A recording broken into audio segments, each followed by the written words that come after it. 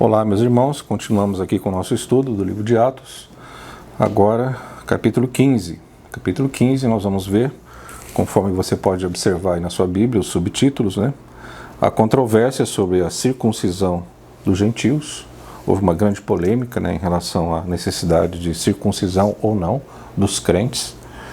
A reunião dos apóstolos e presbíteros em Jerusalém para decidir sobre essa questão.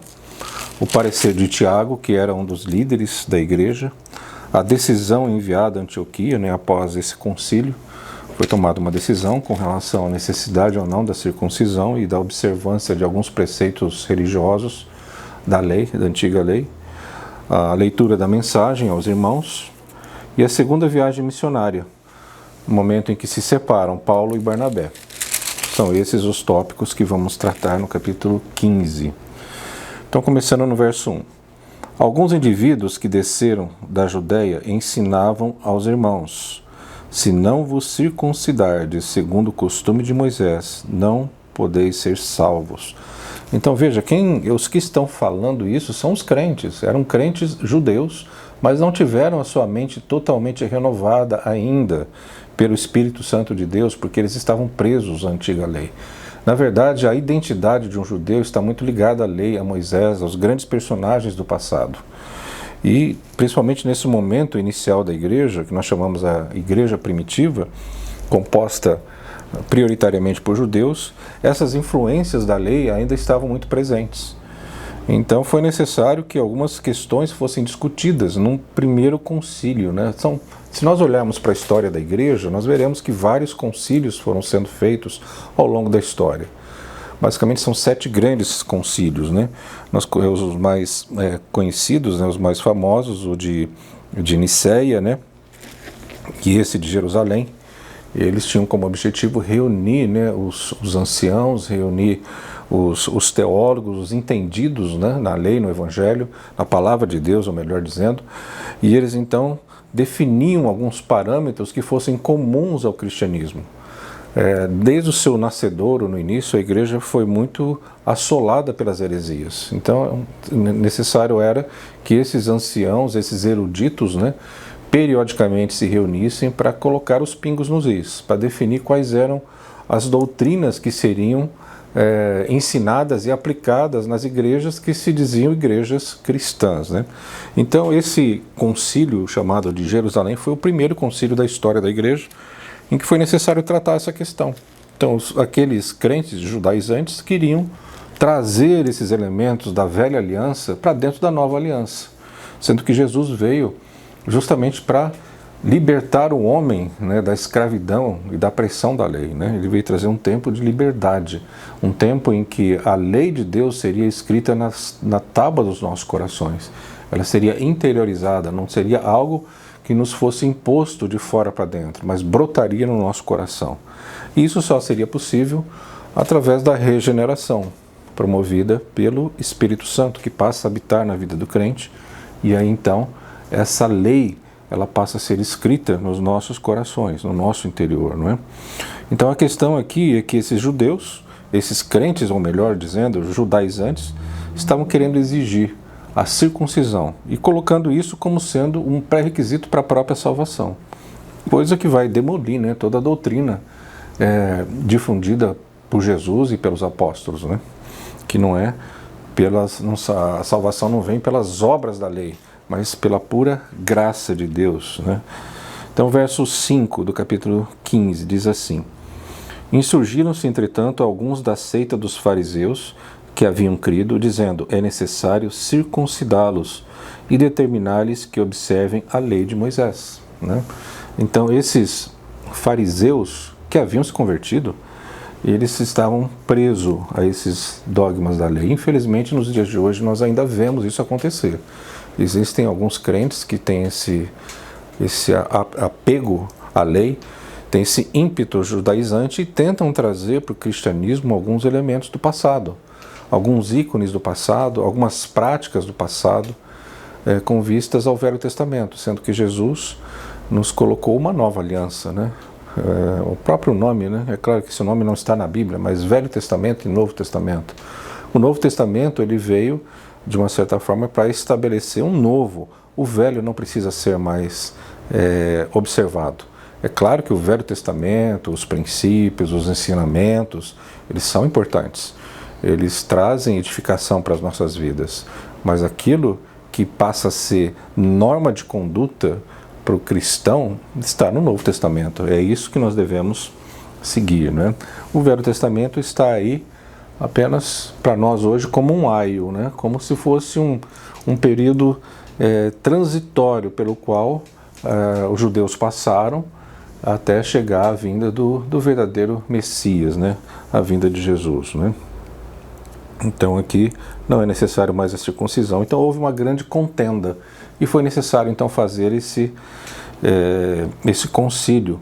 E na igreja de Jerusalém existiam dois líderes principais, Pedro, e aqui ele fala, ele toma a palavra, ele faz um discurso, ele mesmo tendo um exemplo particular seu de ver a olhos nus a conversão dos gentios e Deus derramando o Espírito Santo sobre a vida dos gentios, sem qualquer necessidade do cumprimento de procedimentos e de circuncisão.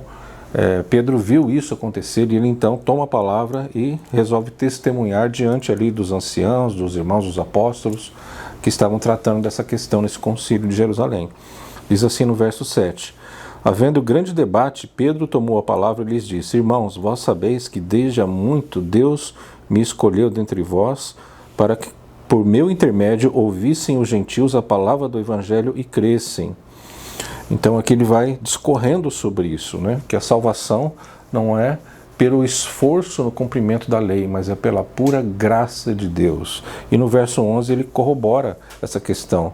Diz assim: mas cremos que fomos salvos pela graça do Senhor Jesus, como também aqueles o foram. Então não existe de que se falar em obras, no esforço do homem para que alcance a salvação. Ela nos é dada gratuitamente. Ela nos é dada não pelo esforço humano. Não existe nada que o homem possa fazer para ganhar a salvação.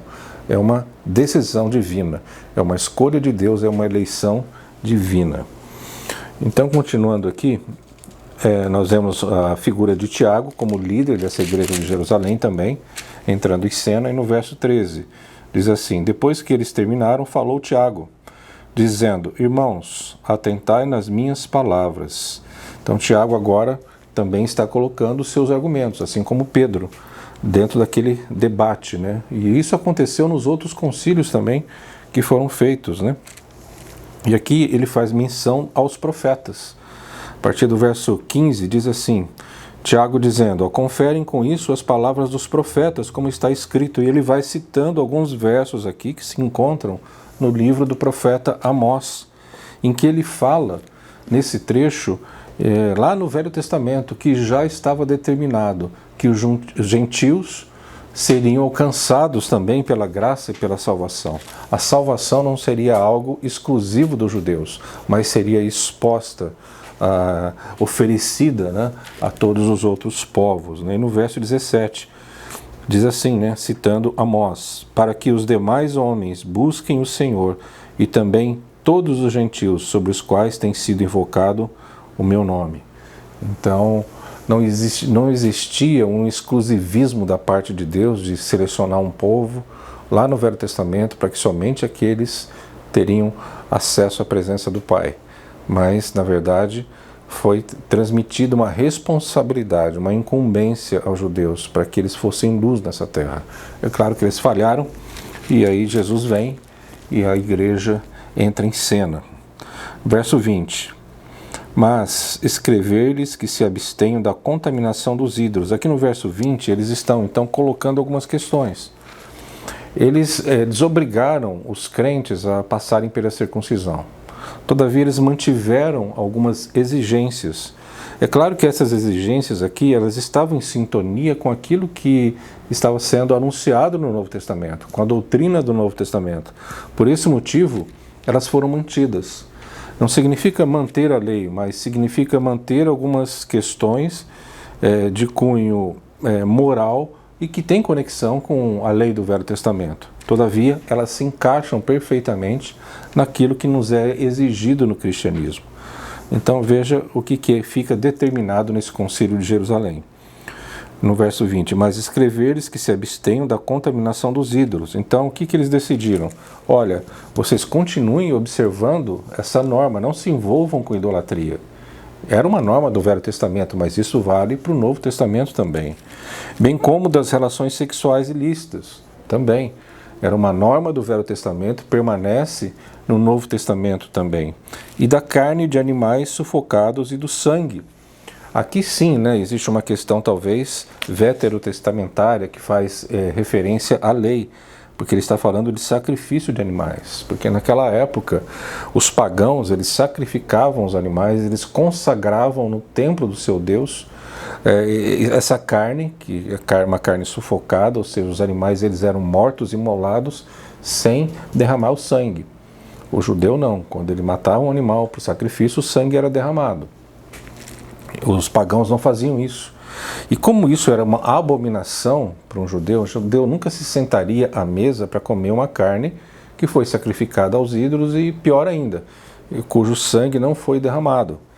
Então, por conta disso, para que pudesse haver uma comunhão entre os judeus convertidos e os gentios convertidos, foi colocada essa regra. Olha, vocês se afastem então desse tipo de alimento, que vocês sabem claramente que foi oferecido aos ídolos dentro dos templos pagãos, né? Então essas regras foram mantidas, porque elas estavam em sintonia com o Novo Testamento. Todavia, a circuncisão não. Então foi abolida a circuncisão como necessidade pré-requisito para a salvação. Vamos dar um pulo agora. Depois nós temos aí dois outros subtítulos, né? A decisão enviada para Antioquia. Então esse concílio tomou essas decisões e enviou lá para a cidade de Antioquia, onde havia uma base missionária ali, e a mensagem foi lida para os irmãos. Mas finalizando aqui no subtítulo, a segunda viagem missionária e a separação entre Paulo e Barnabé. Então Paulo agora começa a empreender a sua segunda viagem missionária, com o intuito de passar novamente pelos lugares onde ele havia plantado as igrejas, anunciado o evangelho, para reforçar aquilo que ele já havia ensinado, né? Então, como se fosse uma grande revisão de tudo aquilo que ele havia vivenciado, testemunhado e ministrado aos irmãos por onde ele havia passado. Só que houve um problema aqui, né, entre Paulo e Barnabé, e nós vamos ver o que aconteceu. No verso 36, alguns dias depois, disse Paulo a Barnabé: voltemos agora para visitar os irmãos por todas as cidades nas quais anunciamos a palavra do Senhor, para ver como se passam, né? E no verso 39, e aí houve uma desavença, né, entre Barnabé e ele. Houve entre eles tal desavença que vieram a separar-se. Então Barnabé, levando consigo a Marcos, navegou para Chipre. Mas Paulo, tendo escolhido a Silas, partiu, encomendado pelos irmãos à graça do Senhor, e passou pela Síria e Cilícia, confirmando as igrejas. Então houve um desentendimento entre eles. Eu não sei se vocês se lembram, nós mencionamos em capítulos anteriores, que João Marcos, no meio do trabalho missionário, ele deu uma pipocada com Paulo, né? Ele não quis continuar com o trabalho missionário. E Paulo ficou sozinho e ele então foi com Barnabé. Nesse momento aqui, Barnabé sugere que João Marcos seja chamado de volta, mas Paulo não aceita.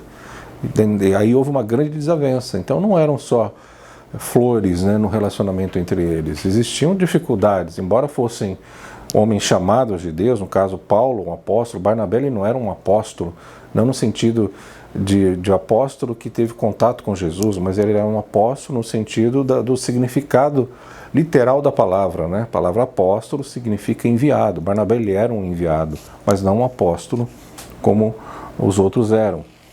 E aí eles se separam. Paulo então vai com Silas, que se transforma num grande companheiro de ministério de Paulo, e Barnabé então vai com João Marcos. Lá na frente, a gente vai ver depois, mais para frente, eles são restaurados, o relacionamento com João Marcos é restaurado. Paulo, no final da sua vida, chega a solicitar a presença de João Marcos, dizendo que ele seria muito útil para ele naquele momento em que ele estava passando, né? Então nós finalizamos aqui o capítulo 15. Muito obrigado pela atenção de vocês.